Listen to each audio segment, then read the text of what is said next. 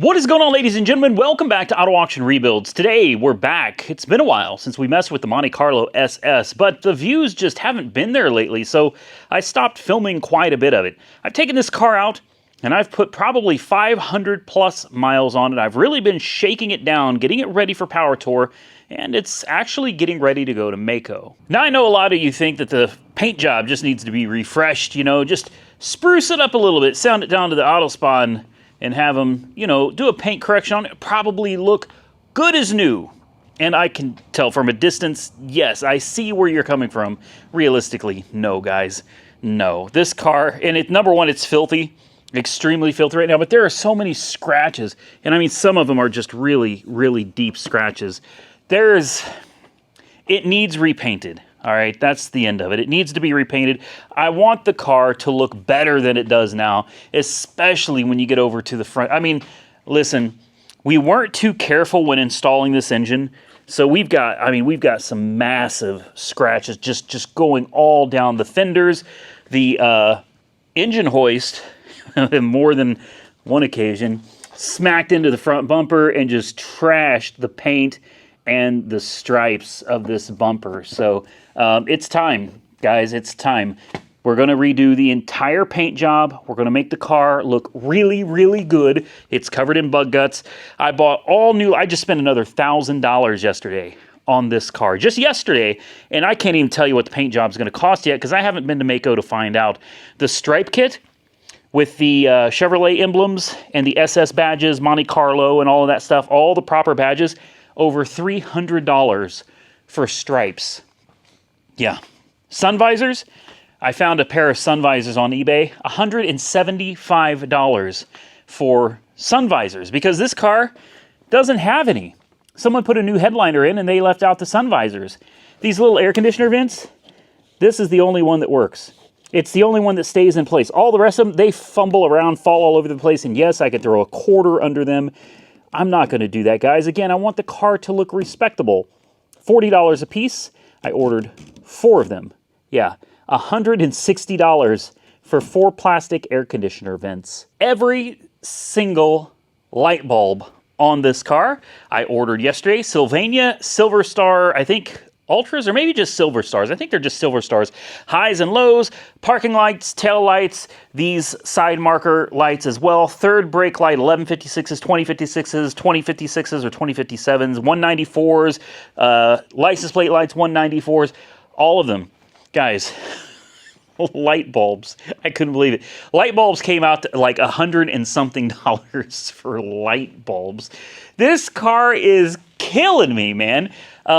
I spent quite a bit on this thing yesterday, and I'm hoping that when all of the parts get here, it's all going to be worth it. It's about time to send it down to Mako and get it painted. I ended up getting new weather stripping for the trunk. Obviously, you don't want any leakage into the trunk area. I got new door seals. Look at these. There's nothing left of them. They're cracked. They're peeling apart. They're in pretty bad, rough shape. So I got new door seals lower and the new uppers as well. Those were like $150 for the doors, both doors, and the trunk. Honestly, that was not a bad deal. And I know a lot of you are thinking, but you're going to paint over the original paint. Take a look, guys. It's not original. It was painted one time in its life. It was repainted once. And I'm here to tell you, I know it looks good on camera, all right? And it looks pretty damn good in person too, but there's trash in the paint, guys. You're not going to be able to see it. If you're a perfectionist, this car would not be for you. It's got trash in the paint.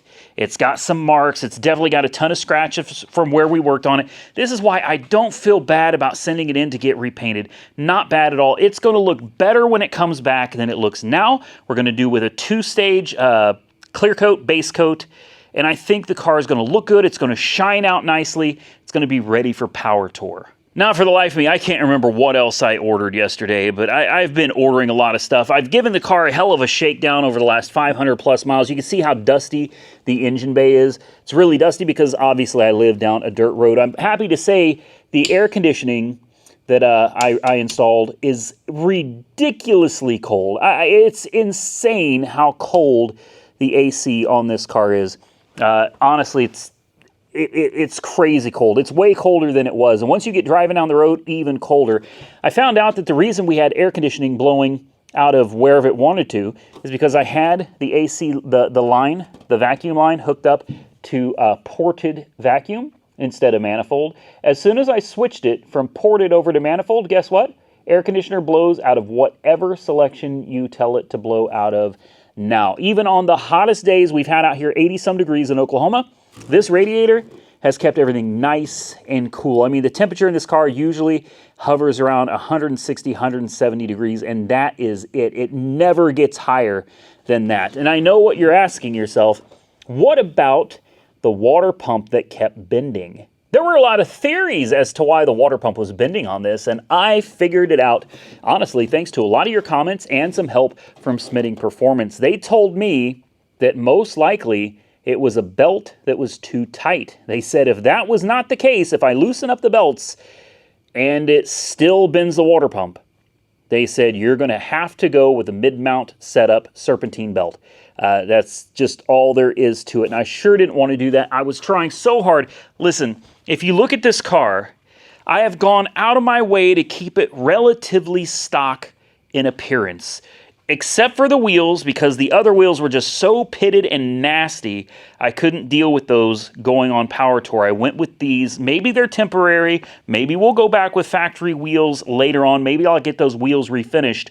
I don't know yet, but this right now this is it. Aside from the wheels, there's nothing about this car that stands out aside from those ginormous exhaust pipes coming out of the rear corners. And I wanted to do the corners instead of straight back because I like the look of it. It doesn't look like every other Monte Carlo out there. Subtlety is the name of the game. That's what I'm going for here. Subtle changes. But overall, when you see this car on the road, you probably expect that under the hood is a 5.0 liter pushing 187 horsepower. You don't realize that this engine is almost 500 ponies. Now, of course, that's on the dyno, an engine dyno. That's not actually on a dyno. I would like eventually to take this car to a dyno, have it tuned, see if we can squeeze any more horsepower out of it, and find out what the actual rear wheel numbers are. When you light the tires up, this is awesome. I love this. Both of the tires spin. It leaves 2 skid marks on the road. Yes, you can mash on it. Yes, you can really hammer on it. And yes, it really does get up and go.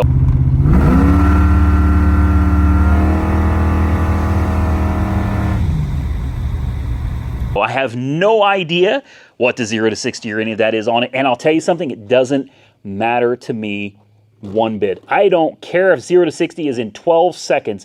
This car is so fun. I thoroughly enjoy it. Currently averaging about 11 miles a gallon. So I got a few things to do in this video. Nothing particularly interesting. At least I don't think so, but maybe some of you will. Yes, I keep a fire extinguisher in the car at all times. I finally got it insured, and it's tagged and titled in my name. This car is no longer in the dealership's name. This now belongs to me personally. I had the hardest time getting my insurance company to cover this car for $20,000, and I had to send them every receipt for all of the parts that I could find so far. And let me tell you something, when I added it all up, this car has $30,000 into it. That includes the purchase price of the car, of course, which was $11,000, $12,000 after shipping and everything. After the car was $12,000 of it. The rest of it, wow, man. That transmission for Monster Transmissions, guys, that was a $5,100 transmission. This engine was close to $8,000. Not just the engine, but it included the engine, the carburetor, because that was like $600, the billet distributor with a high energy ignition, a lot of other things, the mini torque starter, the flywheel that matches it was all of that good stuff there, guys.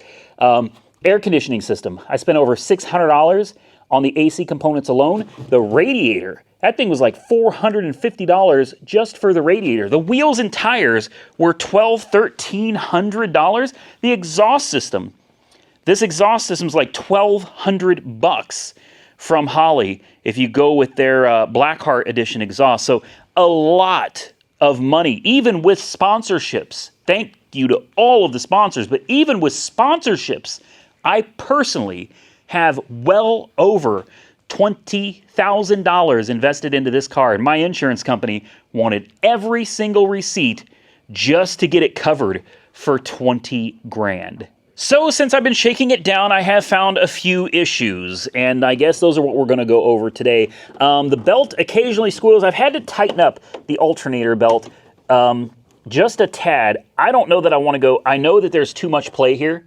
I don't know if you can see it.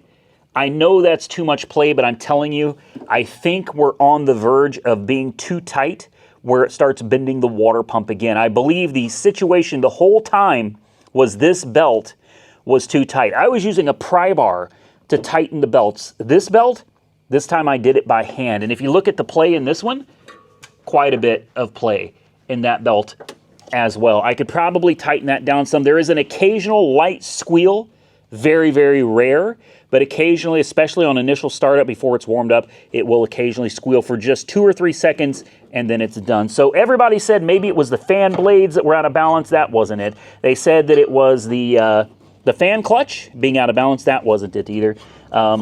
Everything is fine. I have noticed the oil pump, the fuel pump down there it doesn't drip any oil. There's no leaks on this car, but it's wet at the bottom. If you run your finger down, there's the slightest bit of an oily residue on the fuel pump. Also, I want to add, I believe this is a fuel filter from Speedometer Performance right here. I think it is.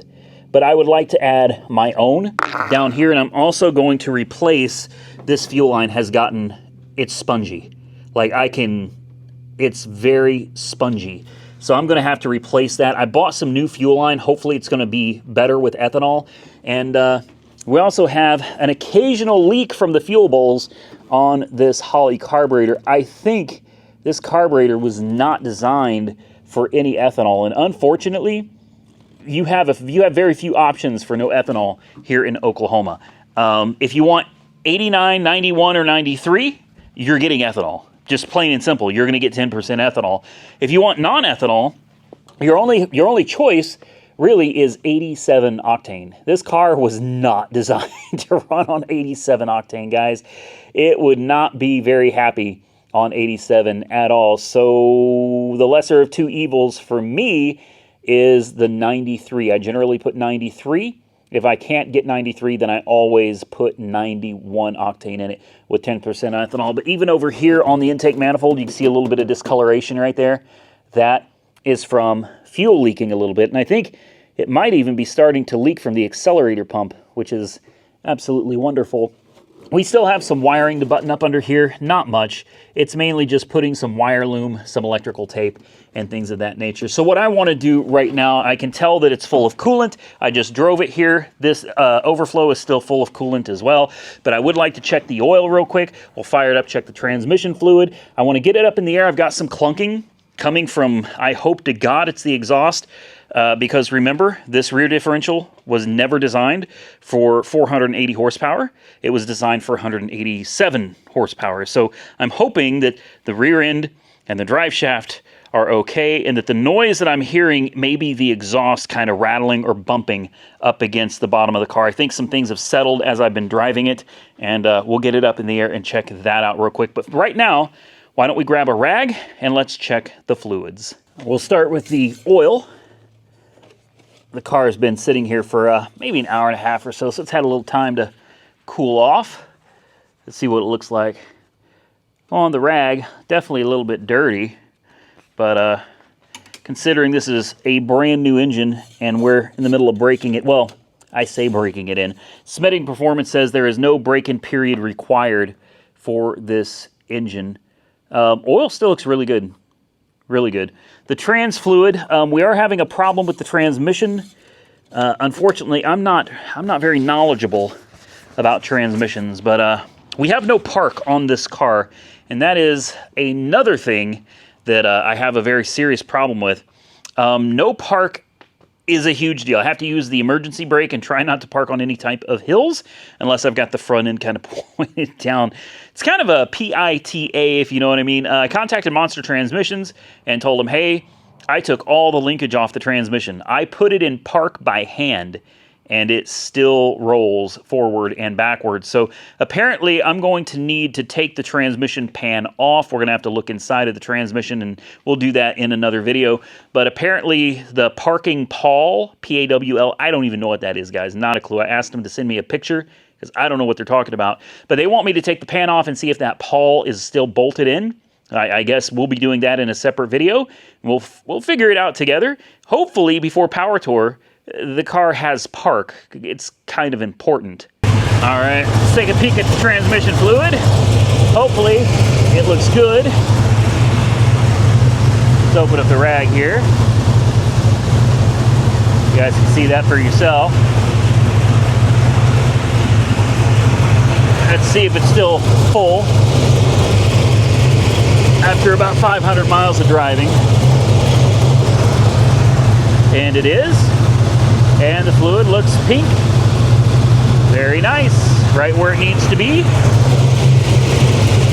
Can't complain about that. Would you just listen to this thing purr? I'm gonna have to open the garage doors. I'm already choking from the exhaust.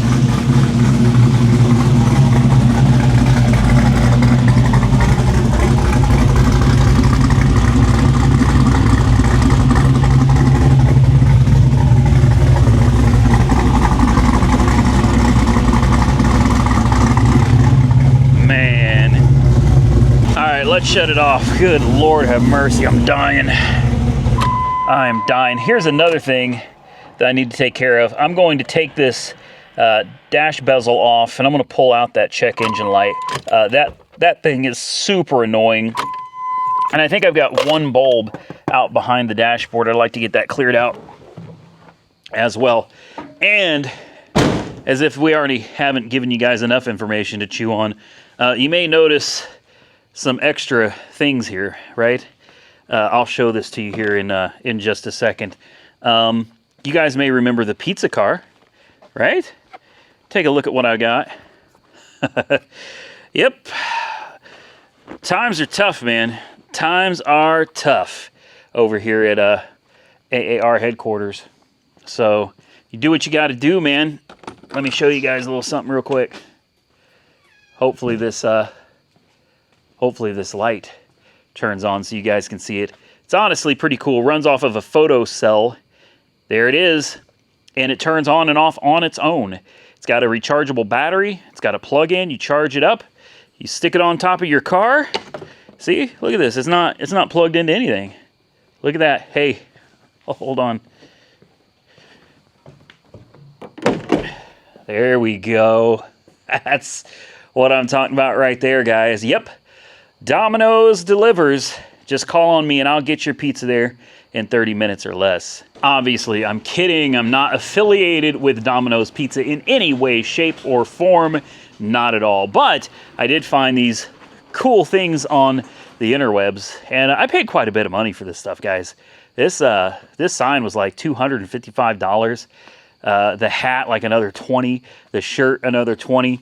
Obviously, I got plans for this stuff, guys. The pizza bag, always good to have a pizza warmer too, right? It's good to have that stuff. You go order pizza, you can keep it nice and warm in your car, so when you get home, it's still nice and warm. Obviously, there's a plan for all of this stuff, right? I wouldn't spend all this money to buy this stuff for no reason. So stay tuned, because I think we're going to have a fun video. Maybe we can get Monkey Wrench Mike down here to help us out. You guys can guess what we're going to do down in the comments below. Well, I have been out here at it for hours, guys. I didn't really film much, but I figured we'd go ahead and take a look for these potential leaks, maybe try to figure out the speedometer. I found something the other day when I was cleaning up my shop, and I know Delbert did this, and I can't figure out why. So this is my speedometer drive gear that came out of this transmission. This is brand new.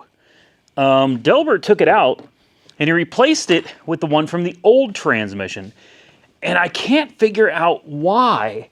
So it's got me, and it's leaking on top of that. I dried it off as best I could, but she's been leaking all over the place. It's very wet under here. You can see that spot of oil right there where it's been slinging off. And if you look, you'll also see, if I grab this, look at this. Super, super loose. So I'm about to take all of that apart, I think I'm going to take this old one out, put the new one in. That might fix my speedometer issue as well as a leak. I knew I was smelling some trans fluid. It's been slinging over here on the exhaust and burning off. So not quite sure why that is the way it is, but it is what it is. I also came back here, made a huge mess. I sucked out as much of the old fluid in the pumpkin as I could, and I replaced it with Redline 80 weight 90, and yes, it has limited slip Positrack additive already in it. So let me get some pliers and stuff. Let's get this off. I think it looks like a little 10 millimeter over there. Let's get this thing out and see if we can put the new one in. Hopefully we can kill two birds with one stone, fixing the speedometer and stopping this leak. One of the things I found very interesting is my speedometer used to be accurate before the transmission swap. I didn't change my gears. I haven't changed my wheels and tires. The only thing that's different is the engine and the transmission. So I'm thinking that gear that came in it was probably the one that was meant. Whoa, shit. Well, yeah. Okay. Why was I not paying closer attention? You know, I'm assuming, as we're steadily losing tons of transmission fluid, that this piece right here, and let's put a little bit of oil on it there. There we go. Assuming this piece right here, and look, they're different. Yeah. Let's just plug it in before things go from bad to worse here. There we go. I think we got her in there, guys. There it is. There it is. Well, hopefully, well, none of this is important. I believe this is an SS White 600 series. It's probably like a 1-to-1 to give you an angle or something. I don't know. Anyway, we're going to take this piece off, and we are, son of a bitch! Okay, now that I've made so many messes tonight. It's just late and I'm tired. That's the excuse I'm going to use. I've made such a mess tonight.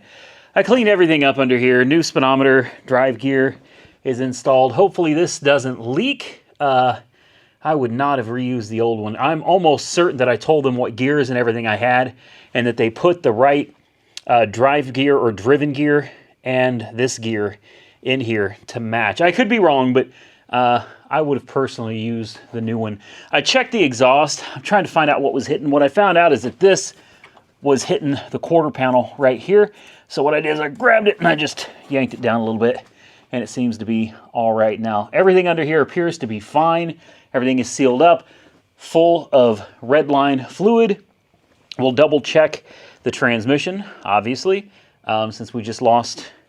We didn't lose that much. It looks like more than it really was. Probably didn't really affect the transmission at all. I'm going to drop it down. It's getting so late. I hate firing this thing up this late at night. But we're going to fire it up real quick, and I guess we can take it out on a quick test drive. I fixed the horn. That was a big deal. Took the horn apart, no big deal. Cleaned it with a drill. I'm losing it tonight, man. I'm losing it.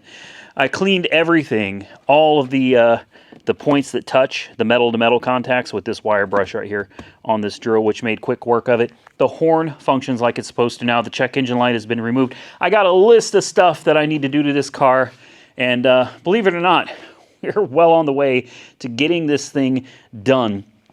The one thing that I really need to do, but I don't have time tonight, is up here. I'm going to try to get you guys up here. There's a connector. Hopefully you can see it.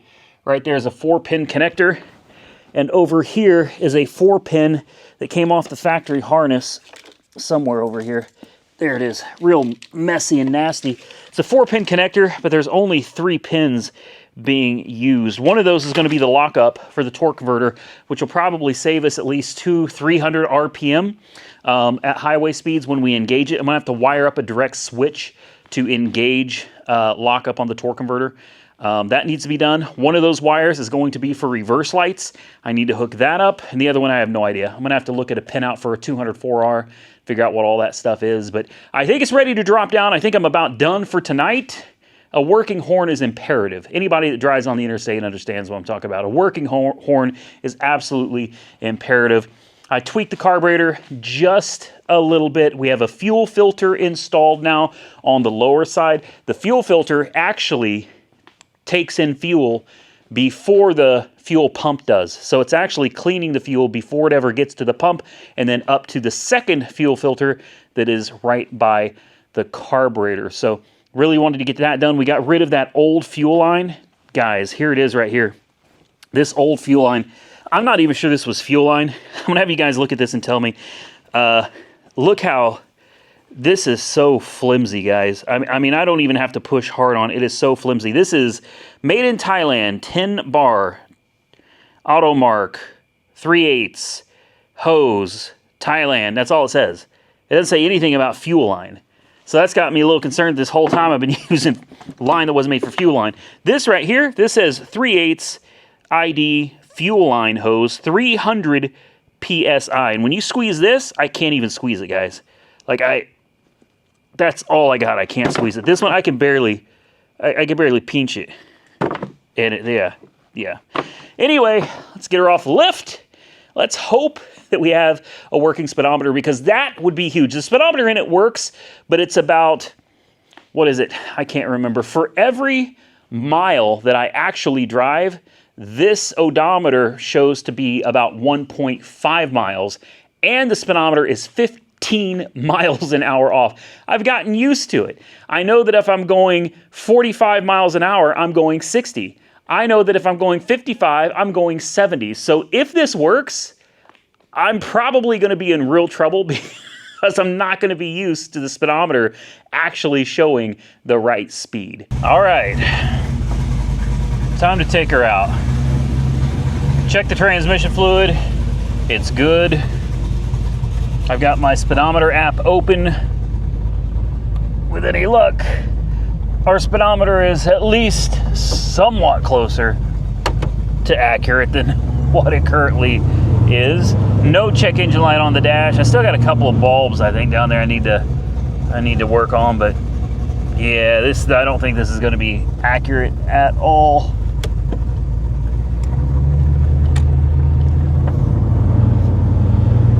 We'll see.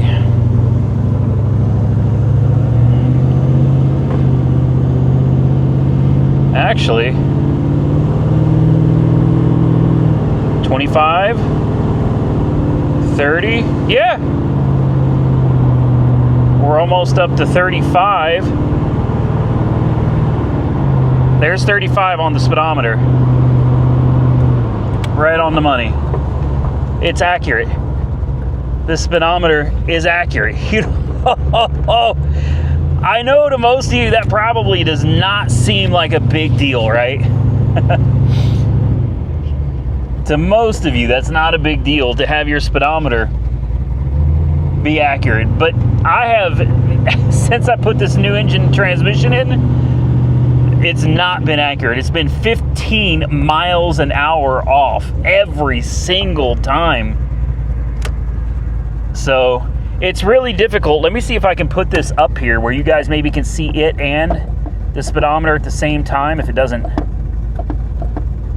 fall. Try to be gentle with it here. First gear kind of kicks when it does its first to second. There it is. All right, maybe now you guys can see we're doing 15 and over. Let's get it up to 25. The speed limit out here is 35. So we're at 25. I'm looking at the speedometer. 30. Approaching 35. And the speed limit just went up to 45. So let's jump it up a little bit. And the speedometer is now at 45. On the money. On the money. Again, I know that's not a big deal to most of you. You're sitting there going, what is the big deal? The big deal is I can accurately track fuel economy now. I can accurately know how far I can get on a tank of gas. Believe it or not, that's a big deal. That's a really big deal. This is going to help me figure out how much power tour is going to cost me. Thousands of miles of driving this beast So the transmission is shifting perfectly. The engine is running perfectly. We'll check it for leaks when we get back, but I don't suspect there's going to be any. Oh, lots of kitty cats out here. Watch out, little guys and gals. I'm trying to roll through quietly, if that's even possible in this car. I'm so happy. I am so happy that my speedometer works now. All right, guys, let's get back to the shop. Make sure we got no leaks, and we're going to call it a night. And we're back at the shop, and look how easy. Oh, jeez.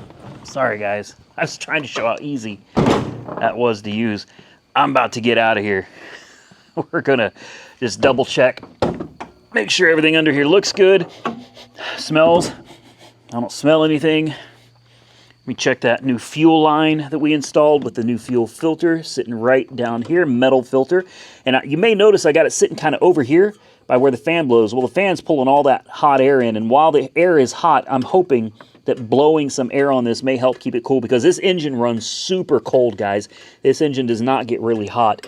So that's where I've got it. It doesn't bump into anything. It comes out, in, out, over and around, kind of a loop-de-loop into the fuel pump, where then it runs into this AN fitting. AN fitting runs into here, and I'm assuming this is some type of filter, although I'll be honest with you, I don't know how you would change it, unless you change the whole piece as an assembly. I'm not really sure about that. That may not be a fuel filter. We may have been running this thing without a fuel filter the whole time. So everything looks good, no squealing. Smells good. Let's take a quick peek underneath, see if anything's dripping out the bottom, because we did just install that new piece. Nothing. Dry as a bone, as I expected. All right, so, hey, Delbert, I'm not sure why he put that in. It's like I'm not really sure what the purpose of this thing is, honestly. But anyway, I know he wasn't doing it to screw anything up. I'm not complaining. I appreciate all of his help. I'm just wondering why he took that piece out of the transmission that came with it and installed that weird 90-degree elbow thing out of the old one, because this one works perfectly, and I can't tell you how thrilled I am to finally have a working speedometer. So this car is close, really, really, really close to being ready to go to Mako.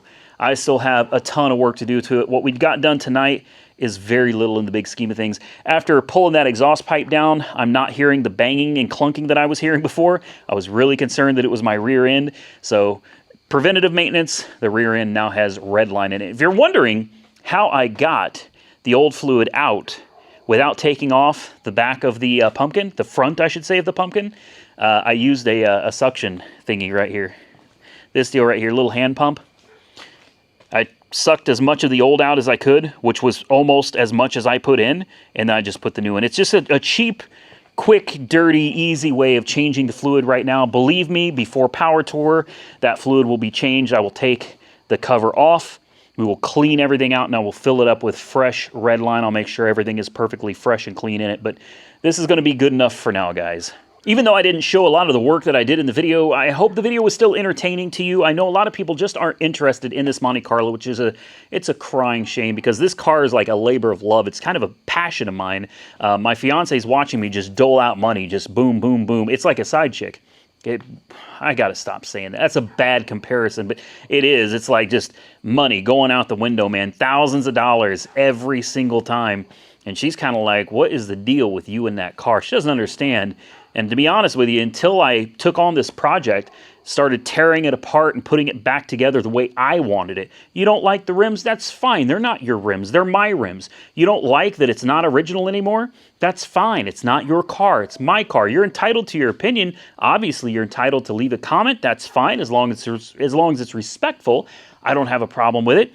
But I get so many people coming on here commenting. They're mad that I changed the engine. They're mad that I changed the transmission. They're mad that I put these wheels on. They're mad because it has white letter tires. It's like they're mad because I didn't use the fender covers to protect it. It's like I'm getting it repainted and restriped anyway. It doesn't matter. Every time I do something to this car, people get mad. So I've just come to accept it. People are going to be mad.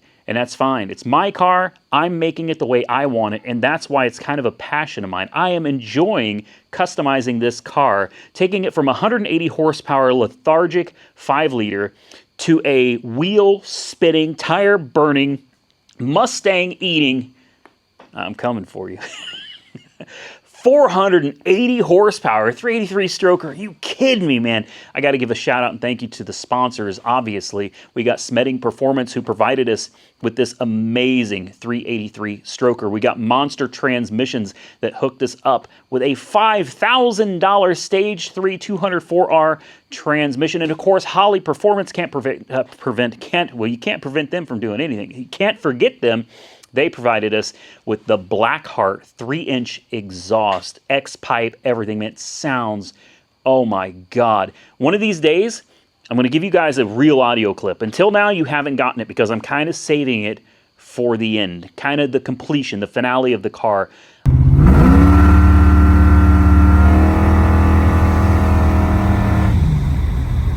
I'm here to tell you, if you think it sounds good now, if you think it chops right now, you haven't even begun to hear this exhaust or what this engine is capable of when she revs out to 4,500 to 5,000 RPM. When you get those RPMs, oh my God, melts my heart is what I'm trying to say, man. You get under a tunnel on a bridge and you open, oh, guys, it's magical. With that, I'm going to get out of here. I sincerely hope you all enjoy following along with this content. I really enjoy it, and I love bringing it to you. Sorry I didn't film so much this time. Like I said, it's late. If you did enjoy it, hit the thumbs up button. Maybe consider subscribing to the channel if you haven't already subscribed. And until next time, stay safe out there, everybody. I look forward to seeing you all again very soon in the next one.